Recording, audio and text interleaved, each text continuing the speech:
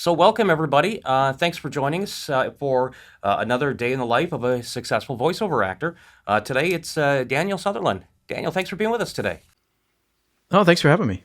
So, before we get started, what we're going to do is I'm going to talk to Daniel a little bit about some questions about kind of his background, his home studio, things like that. And then what we'll do is keep the Q&A panel open so that anybody who's watching and has a question, we definitely want to do we want to get to your questions because it all is for you guys watching. Yeah, we'll try to get to everybody's question as quickly as we can. If we don't, feel free to email me or your account manager, whether that be Sean or Katie or Randy. We're the ones that you get the correspondence from. We'd be happy to help answer any questions or forward anything on to Daniel as well.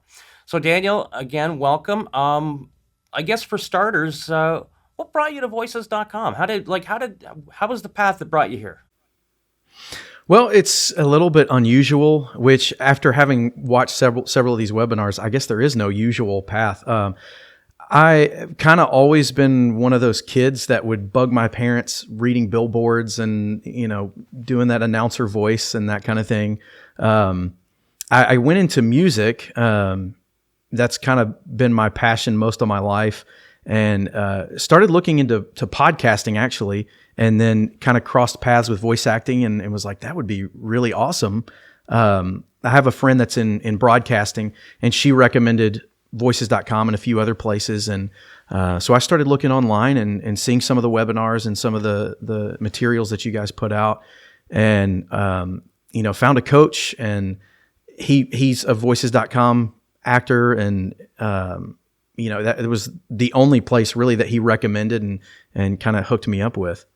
So now you're teaching music full time right now, right? Mm-hmm. Yeah, I'm a band director, 6th through 12th grade. And so did you have any voiceover background at all, whether it be acting or broadcasting or anything before you came here?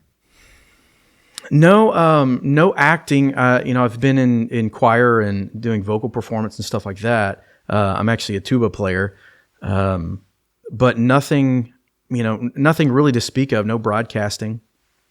So you come here. You signed up with us in the summer this year. So you've been on with us for about 3 months, Mm-hmm. and you've had some good success early on. I think last time I counted, you've had 15 jobs you've landed on the site. That's right. Yeah. And it's, I have to give glory to God on that one. When I started this process was kind of, I don't know if this is something for me or not. I didn't understand a lot of how voice acting works now. I thought I had to have an agent and had to drive into Dallas, which is, a couple hour drive for me. And so, it was, I didn't know that it was something I could do. But it's been great. And, I just prayed that the door would be open or closed either way. And it seems like it's been opened. I've had a lot of really good success. So I consider myself very blessed. Now, so do you think that your music background has had anything to do with that? Yeah, absolutely. It's not a 1-to-1 comparison. It's not exactly the same, but it's a vocal performance. And what we teach our kids, especially our 6th graders, is that music is pitch, rhythm, and expression. And you can apply that to voice acting too. The inflections in your voice and different reads call for different tempos of syllables and phrases, and then of course the expressiveness in your voice and all that kind of stuff. So, it's not exactly the same, but it's very similar.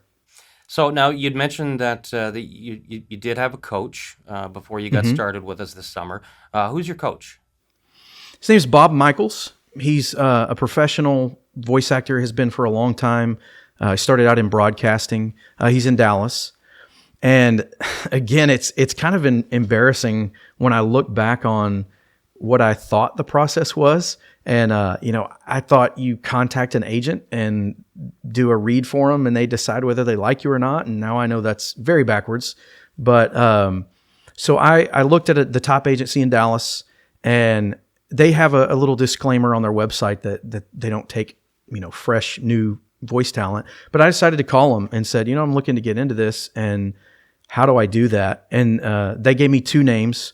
The first one I called didn't seem that interested in taking new students. So then I called up Bob or I emailed Bob, and he set up kind of a pre-meeting. So on a Sunday afternoon, my wife and I had written down a list of concerns and questions, and not sure if this would work for me. And so I called him. We talked for about an hour and a half, and he just kind of went down the list. And I went away from that with so much hope. But I set up with him. I did about 4 lessons with him, 2 on Skype and 2 in his studio in Dallas. And then that last one, he pulled up his Voices account. He showed me exactly how to audition and what to look for, and even what to pass on. Not just take everything, but have some standard that you're using. But without taking lessons from Bob, I definitely wouldn't have had that success. What are some of the key things that he helped you with? Was it in your voice delivery, your production skills? A little bit of everything. He has a pretty good curriculum. He has some kind of outline worksheets. He also teaches group classes in Dallas, and so he does a good job of kind of breaking down the parts of your voice that you can change. So very similar to music in terms of pitch and how high and how low you're recording, and then just different elements of your tone that you can change. But then he also did show me a little bit of editing and just the little processing that I would need. Nothing major. And then a little bit of the marketing part of it, and how to kind of the business part of it, and how to sell yourself and figure out how much to ask for and all that. And what did he say as far as how to market yourself? I'm kind of curious about that. Well, and a lot of what I've learned also is from a voice actor named Bill DeWeese, who's online. He's a Voices star and really great. But both of them just talking about having a good website, having demos, which actually I don't have professional demos right now, and that's on the recommendation of Bob, my coach. I've put a couple of completed jobs that were professionally done, but kind of waiting on that because he wanted me to make sure that I got the practice and was really well-rounded before I spent money and time getting that professional demo done. But both of those, Bill DeWeese is awesome. He comes from a marketing background, so there's a lot of information on his website and through YouTube that talks about from social media to even just cold calling and just hustling. Right. Well, and just to kind of touch on what you'd said about the demo and having a professionally produced demo, because there has been a question already about how do you find jobs without a demo. And so if you're new to the site, one of the things that you're going to realize that clients love so much about this site is the custom auditions. And that's the client posting a job, and they will include some direction as well as a script that they want you to read from for the audition, and that's generally based on what their project is. How have you found that versus, say, maybe trying to, get have your demos get you some work? Honestly, and I'm not trying to suck up too much here, but without Voices, I really don't know how I would have started. I guess I probably would have just had to be in lessons longer and just get my practice that way and, work my way up to a demo. But yeah, it's great. As a matter of fact, Bob, my coach, he makes it a habit of asking his clients, did you even listen to my demos first, or did you just hire me because of the read? He said it's very rare that they even had listened to his demos first. And the demos are extremely important. But yeah, like you said, that the advantage to your client is that they can hear you on their words and on their spot. So I find that that's really more important. I actually didn't put a demo up until probably a month ago. And there's a lot of people that say it's better to not have any demo than to have a bad demo or the wrong demo and all that. The reason I finally put some up was because I wanted repeat clients, and it's harder for them to find you if you don't have demos and they can't search for you and all that stuff. So I really did that mainly for my previous clients so that they could find me again. Right, right. Well, and to touch on the demo side of things, I mean, you don't want to not have demos up when, I mean, obviously every situation is different and how people, find their work. But you do want to get some demos up on your profile, but a lot of it is because you're able to use the tag words, the descriptors to talk about the style of the demo and the role that you play. And this is designed to help our system know what jobs would be best suited for you to send them to you to audition for.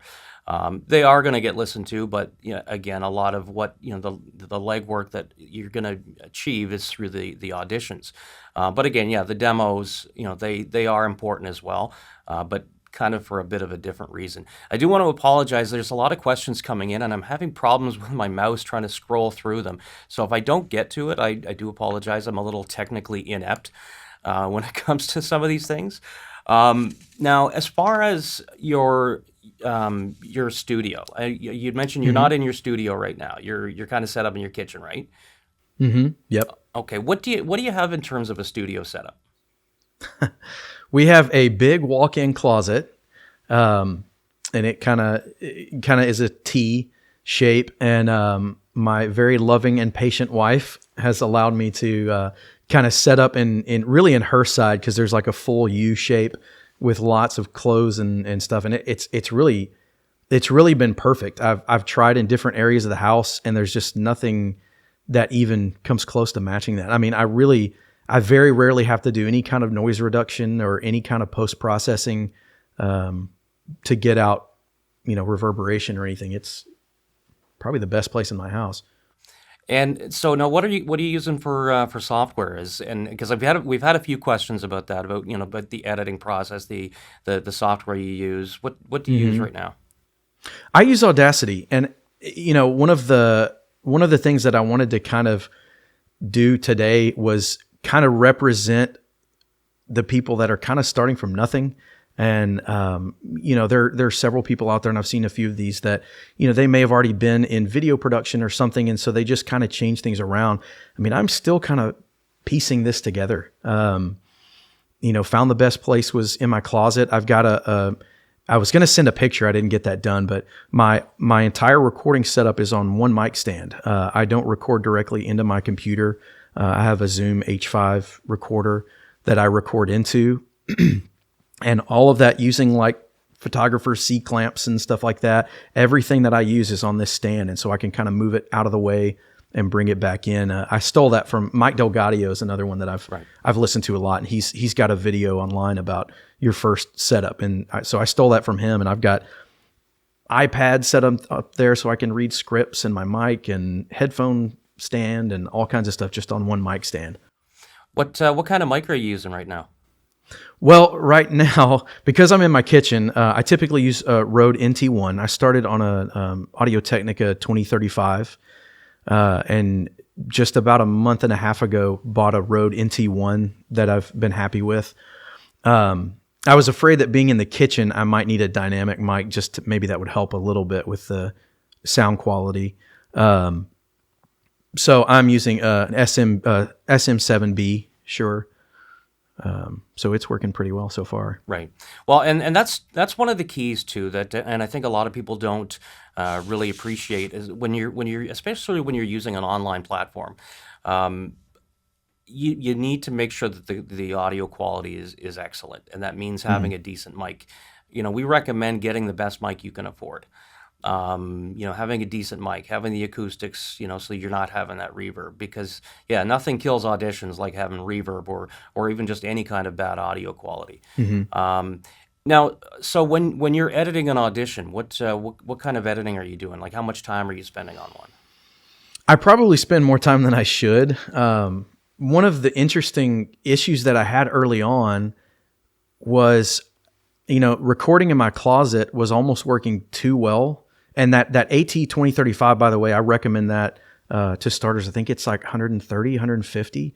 But I almost started off with such a good setup that when I would listen, I'd read all these things about make sure you don't have this in your audio and make sure you do this. And I would listen and be confused, like, am I missing something?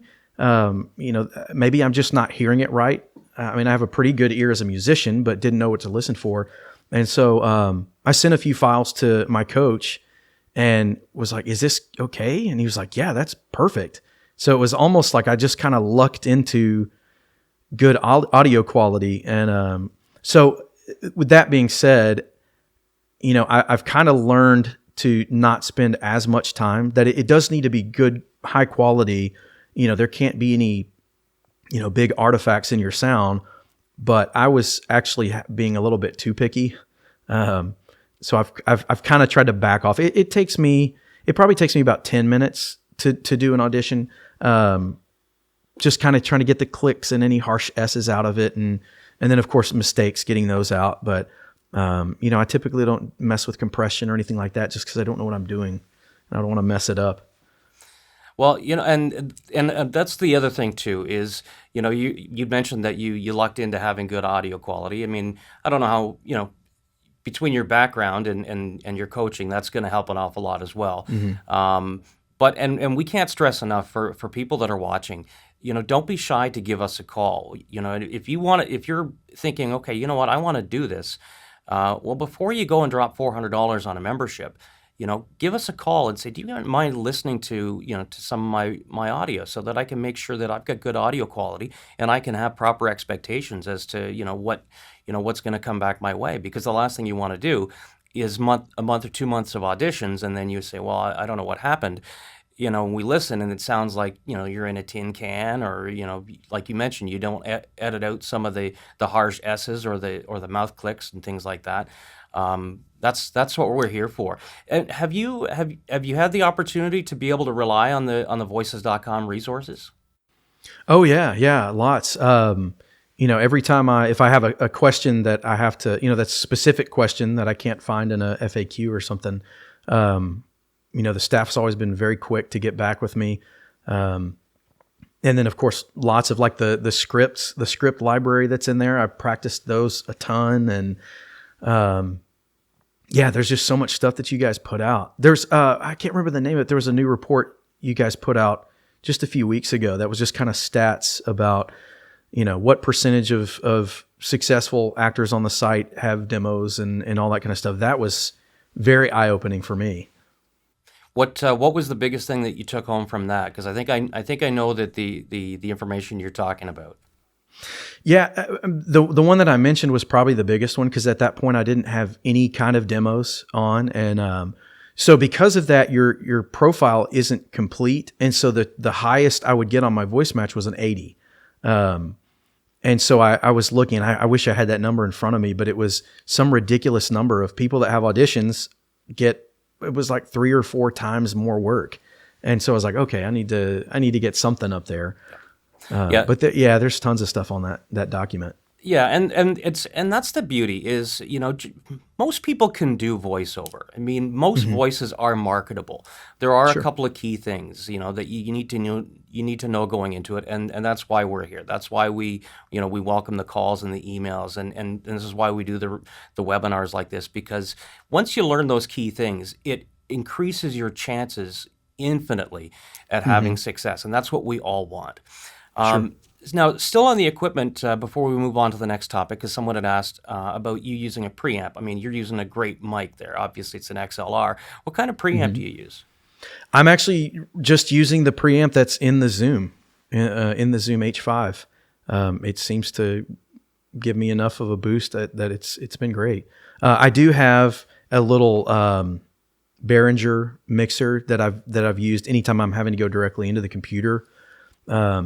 The Zoom will actually go directly in the computer. I've had some issues getting mine to work, so I just don't mess with it. But so now, again, like talking about, again, with the amount of success that you've had, and you've got a full-time job. This is just something you kind of do on the side.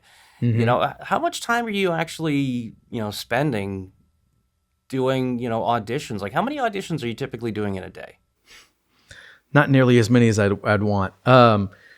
So when I started on Voices, I was still in our summer break. So I was basically full time at that point. And I would try to do, 15, 20 auditions a day. And that's when I started getting my first job and then kind of rolling in a little bit. With our schedule at work, in all honesty, there's, I might get 15 in a week. There are several days that I won't get to do anything. And I just have to do the best I can and wait for our winter break and then wait for summer break and kind of hit it hard during those times. Well, and it's so funny that you say that, because typically we like to let people know that, you need to do regular auditioning. You need to get your Sure, it voice needs to be heard out there. consistent. Yeah, I mean, if you look at the jobs that you've auditioned for, obviously there's going to be some higher ones and lower ones, but have you ever taken notice as to roughly how many other people are auditioning? Because it does tell you. Yeah, obviously for the bigger money ones, you'll get into the hundreds. But a lot of them, especially the $100, $200 range, the jobs that I've won, I always make a note to kind of see, how many people did I beat? It's not really true, but 50, 60, 70, something like that. Okay. And so then you have to figure then if you're one of 60 or 70 people, that's essentially your chances of getting hired. Yeah. That would be all things being equal. Now, that there's going to be people on there that the audio quality isn't there, so that obviously tightens up that number a little bit. Sure. But yeah, so typically we let people know you should be auditioning at least 5 or 10 times a day to have success. But I was looking at your numbers, and I think you've been with us for about 3 months, and you've done I think it was just under 290 auditions, and you've landed 15 jobs. So those are good numbers. Yeah, it's it was kind of funny when I got my first job. I kind of freaked out a little bit because Bob, my coach, was just kind of like, you need to get on here and get some practice, and don't expect to get anything yet necessarily, but you never know. And so I sent him an email because I think it was about a week in or so, and it was like, this wasn't supposed to happen yet. I don't know if I'm ready for this, but but yeah, and I guess that's the takeaway I think that I want to share with people is, you're not really beating other people for this job necessarily, because you don't know what the client's looking for. And you may feel like you have a strange voice or something wrong with your voice according to you, but you never know who's looking for it. And so, like you said, just getting your name, it's just a numbers game. And in my experience, the last couple of weeks, we've had a big contest that actually happened this last weekend. And so, when I wasn't able to put time in, I had a huge lull. I went a couple of weeks without getting a job. And so it definitely correlates. So of the jobs that you've gotten on voices.com, what are some of them? Can you talk about them? I mean, I know that there are times where you get a non-disclosure that you can't really talk about it, but of the ones you can talk about, what are some of them? Well, my very first job was for David Weekley Homes, a big home builder. I think they're out of Houston, maybe. And I got hired through a video production company in Atlanta. So that was a fun one. It actually ended up being like a 2-page read. So, I don't know. I guess I kind of had my expectations of, man, these jobs take a while, and none of mine have been that long since. But pretty soon after that, I can't remember if it was my second job or not, I got hired to do an in-flight commercial for American Airlines. So that was pretty cool. I was kind of geeking out about that one. Gotten hired by Chick-fil-A to do kind of an internal HR kind of thing for them. Trying to think of others. I thought this one was cool just because it was international, but got to do an online video for Part 2, which is a marketing company in Paris. So that was kind of cool for me to work.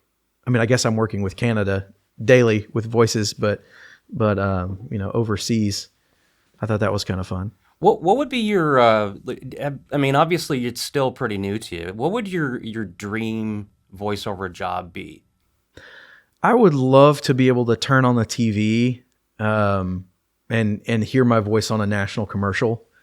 Really, I don't even care what it is, but just to have that level of knowing that many people heard my work. Now, we've had some people ask about demos, and we have kind of touched on it. Now, you did say that you have put up some demos now, have you? I have three, I believe, and they're actually all. I just pulled the audio off of the three videos that were on YouTube, and just ran through a converter and pulled the audio off of those. And on my website, I actually have the videos of those up as well. Now, do you have any particular strategy as far as what demos you chose, or or how you labeled them? I tried to vary them a little bit. The American Airlines one that is up is more of a commercial read.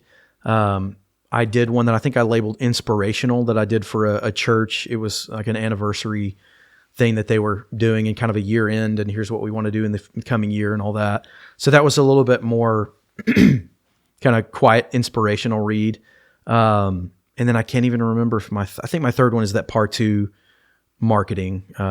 So it's kind of commercially, even though I guess it's really more of like a corporate narration, I guess. Now, and did you take advantage of the? Because this is one thing that we try to stress to people: when you don't want to just upload a demo, you want to tag it properly, like using the Yeah. style words. And did you do that? Yeah, and I can't remember. Does that one limit you in the number of words you can use? I can't remember if that one does or not. But. Yeah, so basically what it allows you to use up to 10 words to describe the style of the demo, and then up to 5 to describe the role that you play. And those basically what that means is, if a client asks for somebody conversational and friendly and warm and engaging, maybe an announcer type or the guy next door type, it's the system then recognizes, okay, Daniel's got demos that are listed here, and if that matches up with, the other items of your profile that they're looking for, then that job gets sent to you to audition for, and that's Okay. yeah. Yeah, and I tried to. There may be a few of those tags that were the same in all three or across two of them, but yeah, I tried to vary them up as much as I could. And obviously, you have to be honest. I mean, you can't just pick one and it's nothing like what your read was. But And if anybody is ever looking for scripts to be able to do demos, if you're new and you don't have anything to use, let us know. If you want to reach out to us, we have scripts you can use. They're royalty free, and you can cover a lot of different categories with those. They help tremendously. So, one of the questions, glad to be attending the webinar. What's the best way to do so many auditions? Or what's the best way to get to do so many auditions? I'll leave that to you, Daniel. You're here. okay. Well, because of my setup, I think what a lot of people do when you're plugged directly in your computer is to go ahead and do the read, and then go ahead and process it however you do that, and then upload it. And there's some obvious benefits to that. For instance, if there's a line that once you heard it, you didn't really like your inflection or whatever, you can just kind of punch that in again.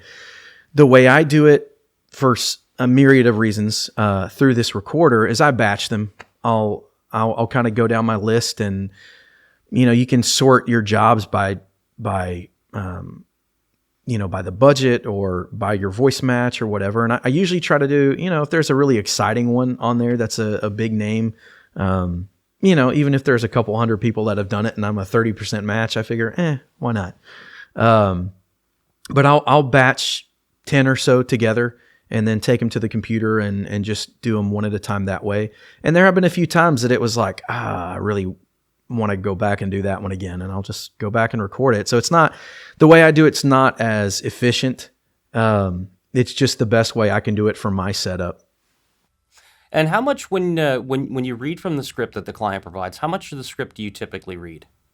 Well, I've changed that. Early on, I would read all of it unless it was super long. So I'd be putting a minute or minute and a half up there, and then after reading and listening to other people, realize that's you really probably want it around 30 seconds. I also occasionally, for some things, I'll do 2 takes sometimes, and so in that case, I'll try to do 15 seconds in 2 varying styles, just to give them a taste of your range. Yep. No, that's great. And typically, yeah, that's what we recommend is, 15, 20 seconds that's all you need to do, because it's a sample. It's trying to give the client an authentic feel for how you're going to sound if they choose you. but 15, 20 seconds is more than enough time. And Sure. the name of the game, because you need to do so much auditioning, is keep the audition short so you can do more of them. The shorter your audition, the less editing you're going to have to do. So it's not inconceivable to do 15, 20 auditions, in an hour if you're doing that. But no, I'm glad you mentioned that. Now you'd mentioned still though that you think you're still spending a little bit too much time doing your auditions, like on an audition doing the editing, right? From time to time, and that's mostly just kind of OCD issues. And there was my first job with David Weekly. They came back and there were a couple of punch-ins. There were like 10 times that I said 3 years that they changed the policy and they wanted to go to 2 years. And so I was really stressing out about trying to get that to fit in my audio perfectly. And, I still wasn't real happy with it. And I finally just played it for my wife and she was like, Daniel, I can't even hear that it's a different recording. You just need to rely, it sounds fine. So, I have a tendency to overthink a little bit. But it does have to be good. I mean, don't get me wrong. That I don't want to give that advice to people to just relax. It'll be fine. But in my case, I tend to overthink things. I'm sure that's my musician background.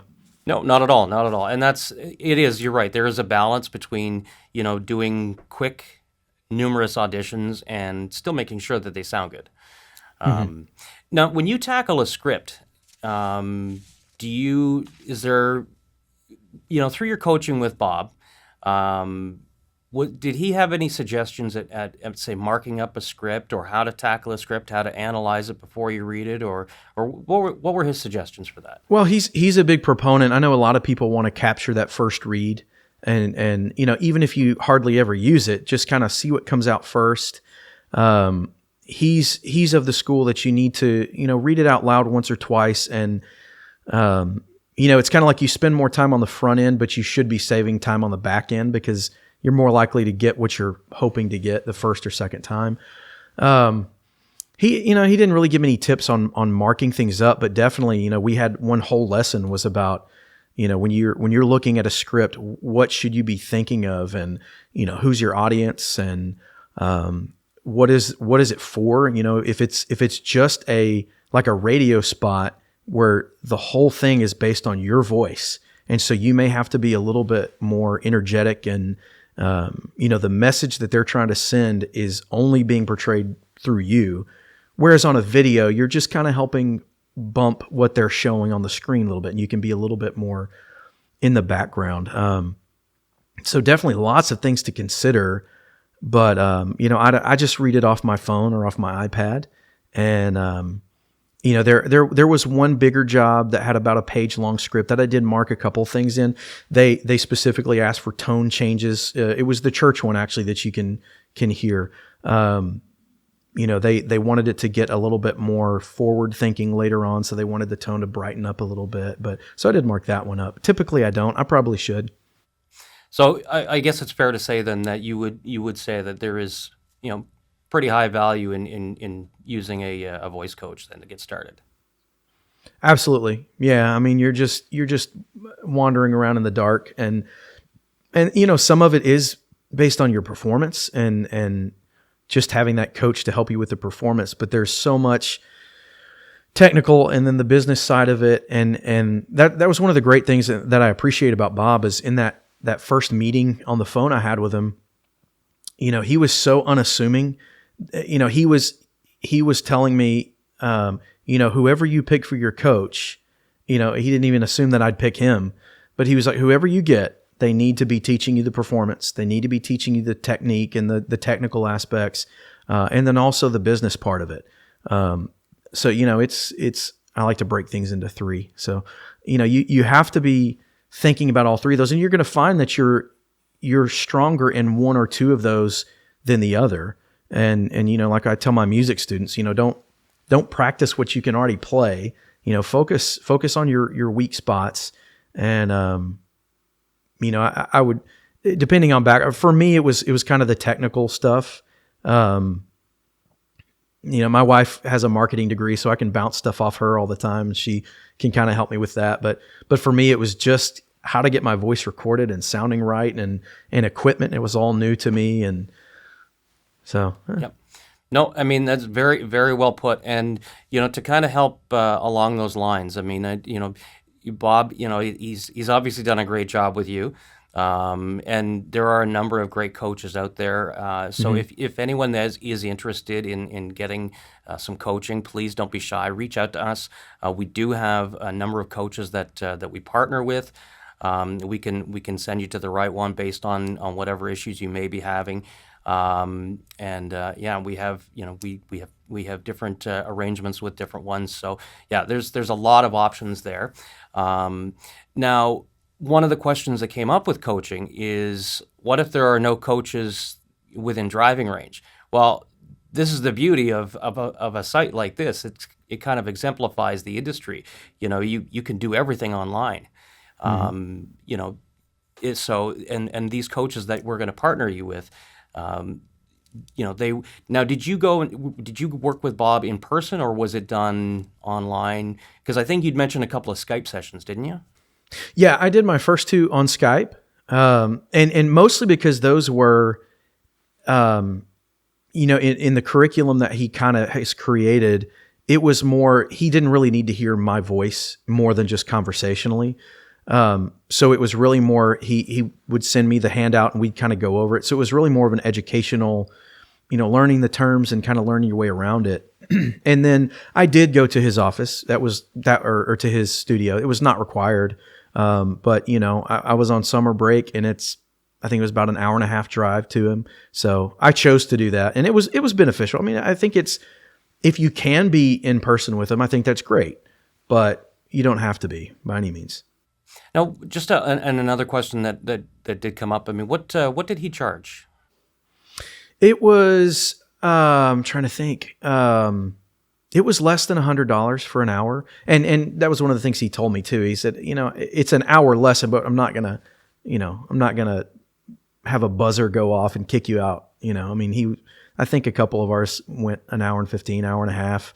I mean, find a coach that you can tell cares. I know a lot of coaches will do kind of that pre-screening with you, mainly just to filter out. There's so many people that say they want to do voice acting until they find out what it really is and what it takes. So a lot of them, they just don't want to waste their time until they've figured out that you really know what you're wanting to do. But you should be able to tell in that conversation or through email or whatever correspondence, if there are a lot of them out there that are just trying to sell you a demo. They're just trying to meet with you once and get you into whoever they're making money off of doing demos. And unfortunately, there's some of that out there. But most of the ones that I've seen online are very willing to help. That's been one of the great things to me in getting into this industry is almost everybody's willing to help. I mean, people, there are plenty of jobs out there, and there are more jobs every day than there ever have been. So there's plenty of people out there to help. Just find a coach that's going to address all three aspects of voice acting: the performance, the technical stuff, and the marketing. And don't be afraid to have multiple coaches. You may have one coach that's been an actor in LA forever, and they have wonderful insight on the performance. But they may not be as good on the technical part. So, find somebody that is, and, it's your career. Don't feel like you owe it to anybody to stick with just one person, and get what you need to get. It's out there. No, absolutely correct.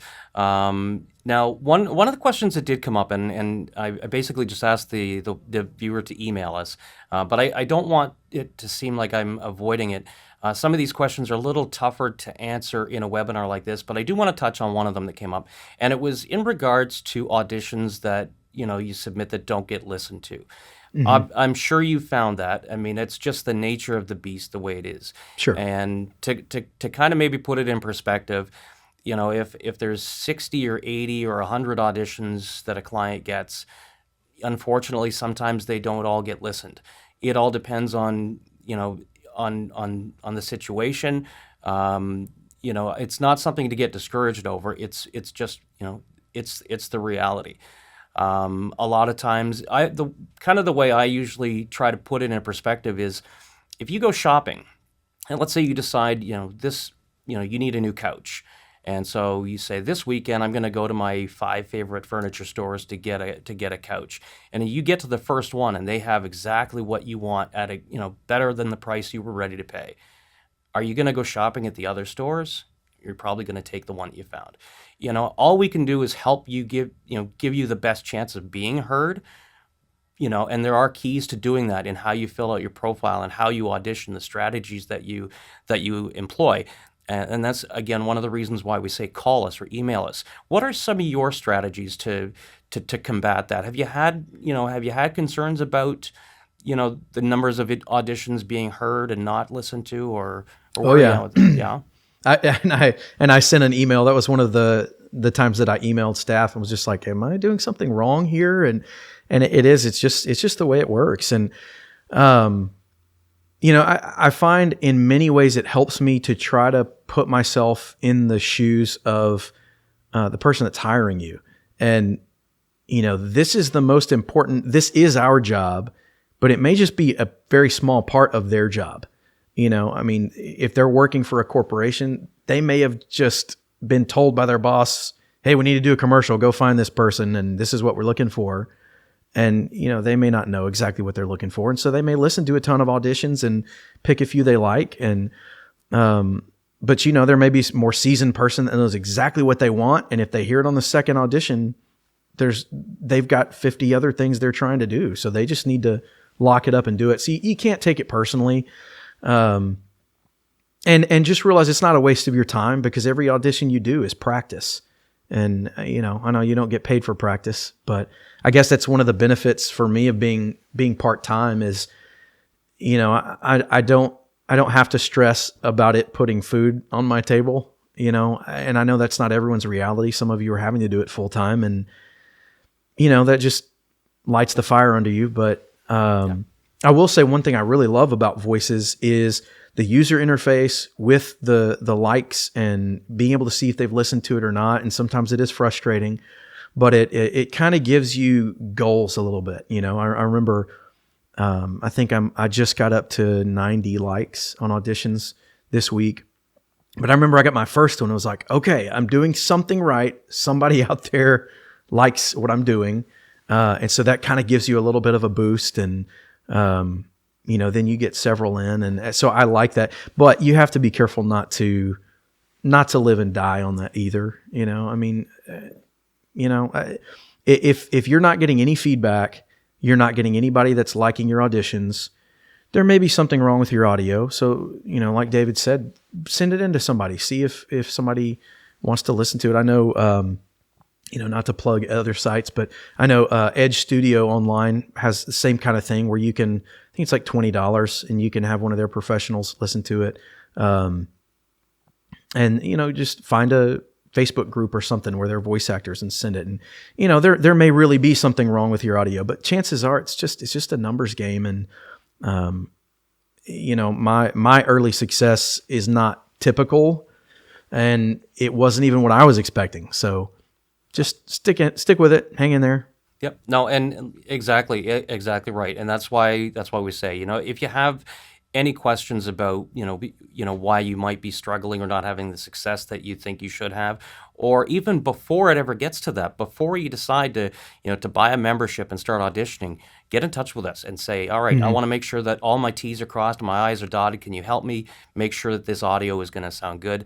And ensure myself the best possible chances. Sure, there are plenty of people out there that want to help you. Exactly, and and we're all like that as well. Now, so along those lines of being heard and battling, that obstacle, what do you do when you see a lot of talent have already auditioned for a job? It really depends.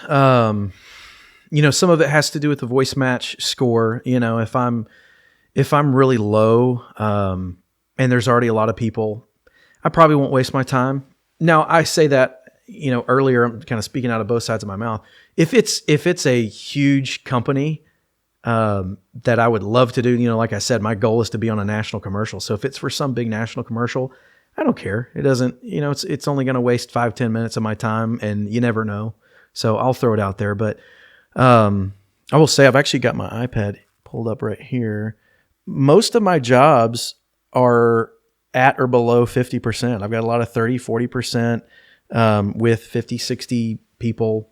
So, especially early on, just see it as practice, and don't pick things that you're not going to be good at, because you're potentially wasting time of clients that may not want to hire you later once you've gotten better. But early on, I would say just do it, and you never know. Once you're into it full time and you've got a really, you've got limited time, then you can be more selective. But just throw it out there and see. Yep. Oh, absolutely. And the one thing too that I always like to try to remind people when you're auditioning. I mean, yes, I know it gets frustrating if you audition a bunch of times and you don't get hired.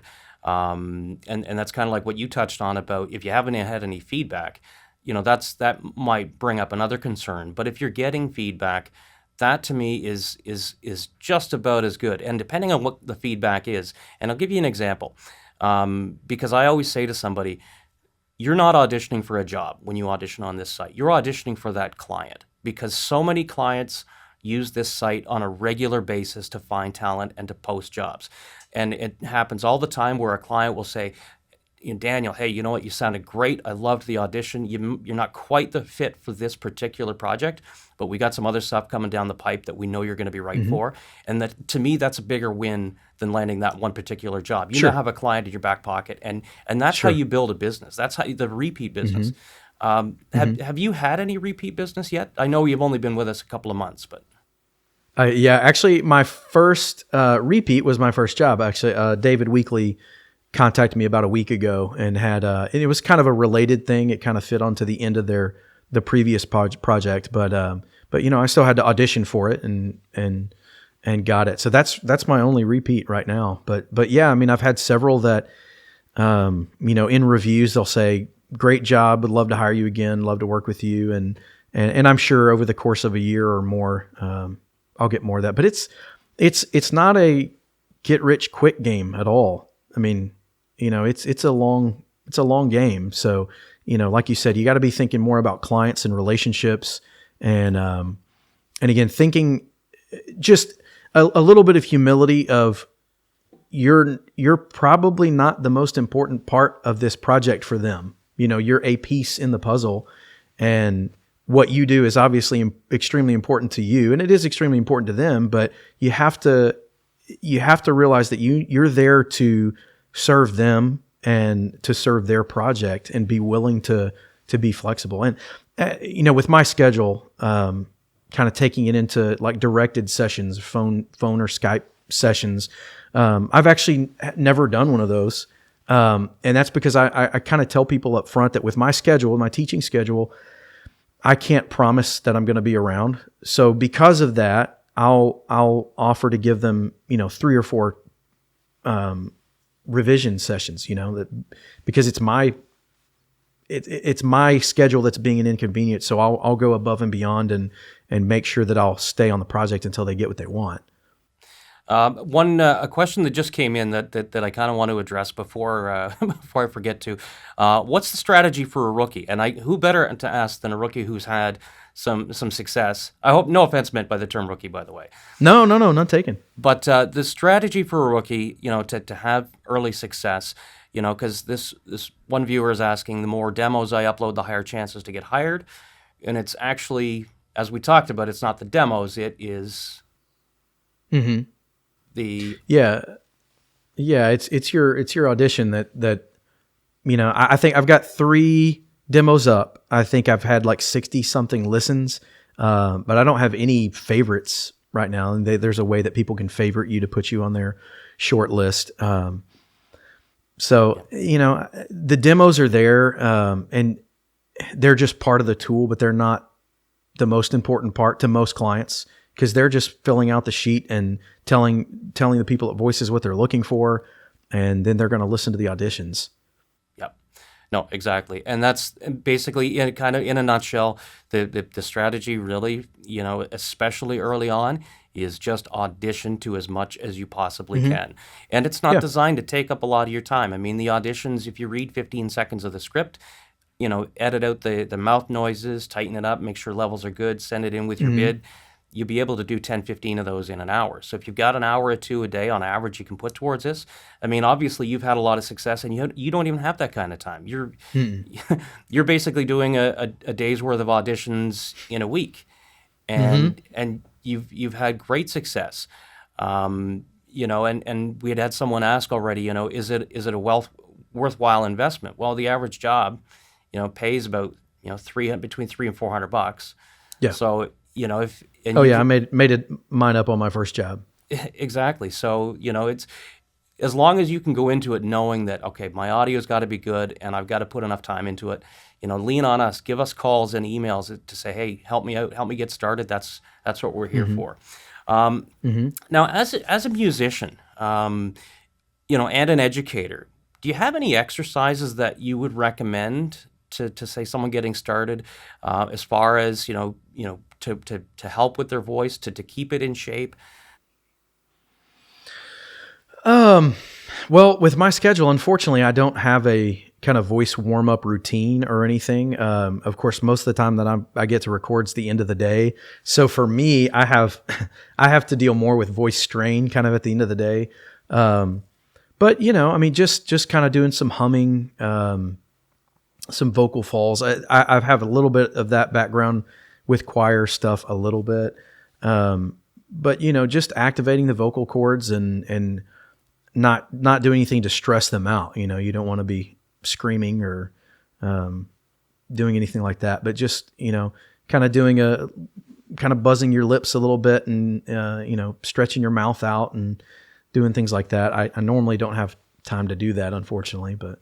And stay away from things like milk too. Oh yeah.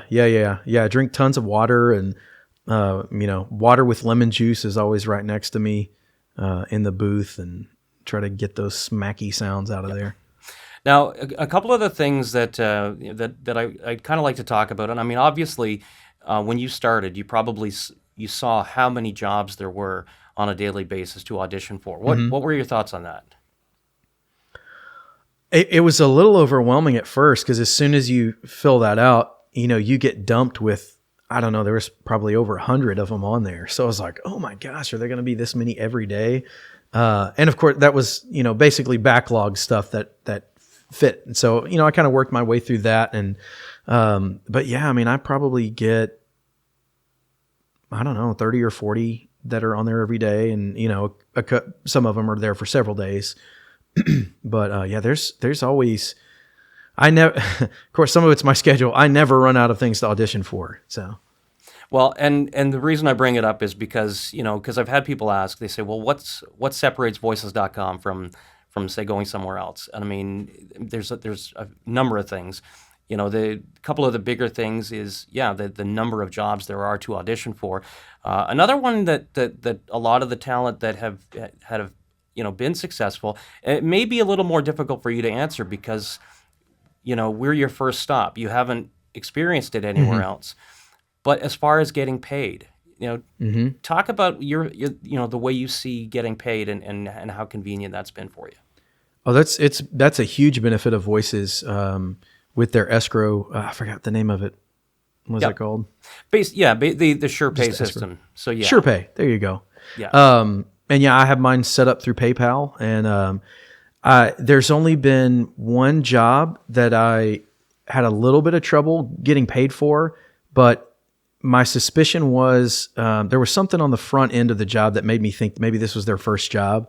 And so I just kind of nudged them, which, by the way, you don't have to do. Voices will do that for you if you're not comfortable saying, hey, I need you to pay me. But I just sent them a message through the message system and said, hey, by the way, I wanted to see if there's anything else you needed from me. And, if not, if you don't mind releasing that payment, and we'll close out the project. And just as I suspected, they were like, oh my gosh, I'm so sorry. I didn't realize I had to do that. And, so it's very easy to get paid. The one time I've had a problem, it was just an honest mistake on their side, and Voices.com will, send the large man with a baseball bat to their door if they need to do that. Well, and that's kind of what we, one of the things that we are known for, not the baseball bat and the guy, but is the SurePay system. And because what actually happens is once you've agreed to a price with the client, we then collect that from them on your behalf before you do any work, and that's held in escrow. So what in that one situation you were experiencing, it would have been just a case of, because the client needs to let us know now that once you've done the work, so we can have that released to you. And you're right, there is that little feature on there that will kind of nudge the client to say, can you let Voices know that we're okay, so that they can release the money to me. But it beats having to invoice someone yourself and chase them down for money, which I've heard horror stories, from other sites. It's it's unfortunately there are strategies to try to combat that, but nothing better than just having it collected all up front for you. Sure. Yeah, I mean, voices.com is the only place that I would recommend for starters. And then, of course, once your business grows, then, I think you should be members of several different sites and, go for jobs wherever you can get them. But Voices is definitely the place to start.